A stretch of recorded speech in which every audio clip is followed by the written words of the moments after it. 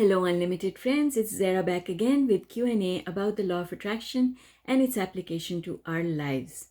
The question today is from Rosie Brown and it is about dreaming.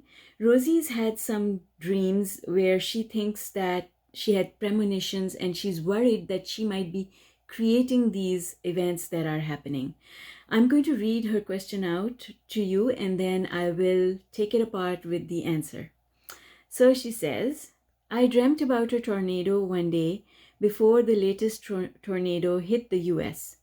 It was the strongest dream I've had for a long time. I was afraid of the tornado at first as I'm so fearful of everything in life. But after a while, I started making myself let go of the fear, sort of look the tornado in the eye and let myself to it fully, but gradually. Then I saw the tornado only caused harm for the people who had fear. It went through buildings and trees and people, but I was left totally unharmed and sort of floated to the other side. There it was light and safe and reassuring and so beautiful. It was like a new canvas waiting to be painted, a new fresh air to be breathed, and every one of the people there had, just like me, let go of their fear. We didn't know each other. We didn't care about each other's past identities. It was like we already knew each other through the soul.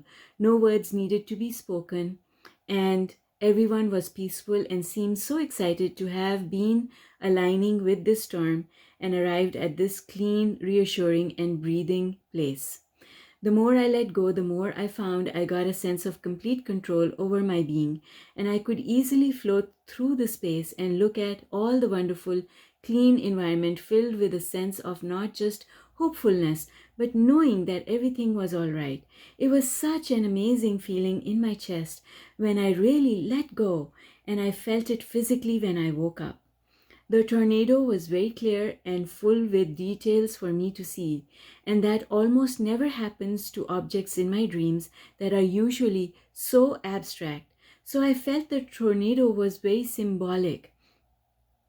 When I woke up and later in the day found out about the devastation of the tornado in the US and the many people that lost their home, their loved ones, or even their lives, I felt ashamed of my dream because the journey I went through in my dream was very giving and lovely for me to experience, especially since I went through the fear and then in the end felt completely calm. I don't think the survivors of the tornado this season feel calm. Why must I dream so often of things that later happen, especially about other people in contrast or dying? It happened the night before my grandfather passed away, and the night my friend from school died in a car accident, and also the night before my mother's best friend died in a house fire. I even got the chills and images in my head at the exact time the firemen had arrived at her house, even though we didn't know anything at the time. Am I making all these terrible things happen? Although the dream I had the night before my grandfather passed away was very peaceful and spiritual, I got to meet him and say goodbye, but the others were not that peaceful. Is there a reason why this function is so active within me? Do I have to take any action? Since I have had very bad insomnia due to my autism and I'm always afraid of falling asleep. So after this many dreams, I'm a little more afraid. But still the tornado dream was to me very, very lovely to experience. Thank you so much for everything. All right, my dear Rosie, my goodness, girl. You've given us a lot to chew on. So the first thing I want to say to you, Rosie, and I know that you've heard this in my previous video about dreams, is that dreams are symbolic of the guidance that the universe is sending towards you. So why do you think that you had this dream about the tornado? Let me tell you, it was a message from the universe telling you to not be afraid. In your waking hours, do not be afraid of anything. Let go all your fears and your worries to the universe. and allow the universe to look after you in the same manner that the universe looked after you through the tornado. When you stopped fearing, when you relaxed, you were fine.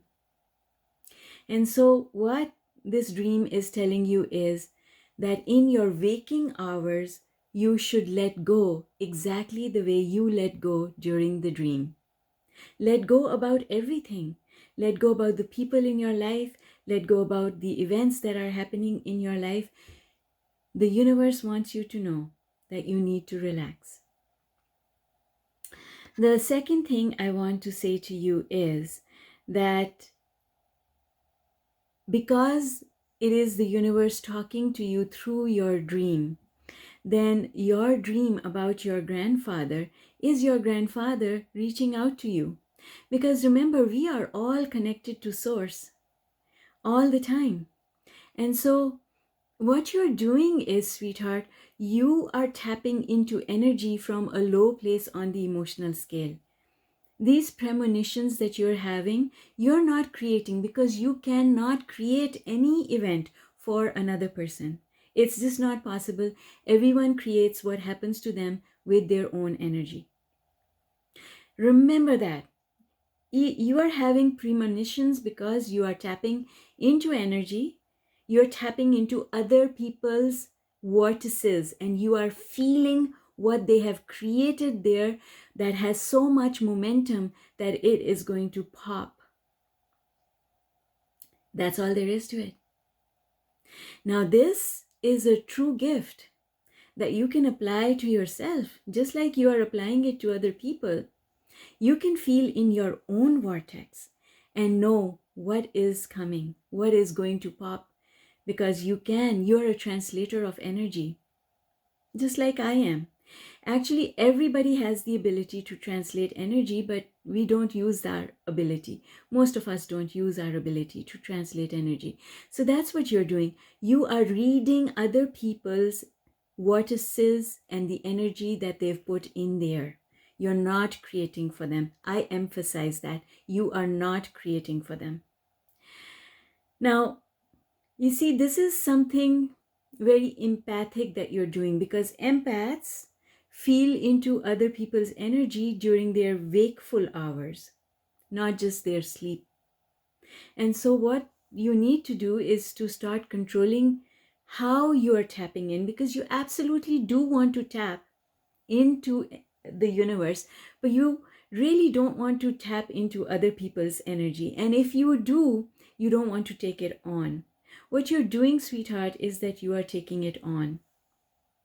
And taking it on does not feel good. So the universe, through the tornado dream, also showed you other people.